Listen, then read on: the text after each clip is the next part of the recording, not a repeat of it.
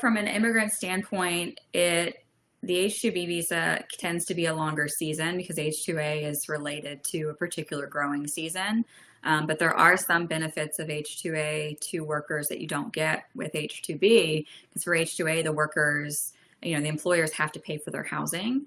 And they're not subject to withholding like Social Security, Medicare, whereas H-2B workers are. So that can make a pay difference for many workers, because H-2B, you can, and some employers provide housing and some do not. Some offer housing, but then withhold for the cost of housing.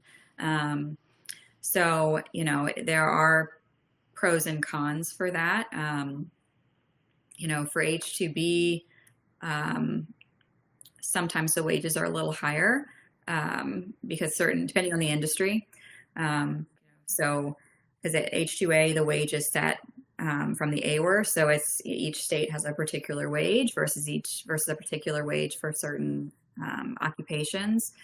For H-2B, if you're working construction in the same city that you're a housekeeper, your wage for construction would be higher than your wage for housekeeping in most instances. So, where you're working matters regardless. But, there are either for both of them, you would have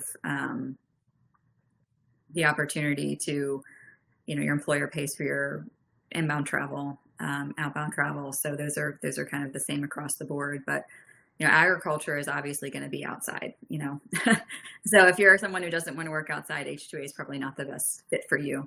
H-2B, there, you've got construction and landscaping, which may be inside or outside, but there are occupations, bartenders, restaurant jobs, hospitality jobs, that aren't necessarily outside, don't require heavy lifting or physical requirements. So depending on your skill set, H-2B may be a better fit.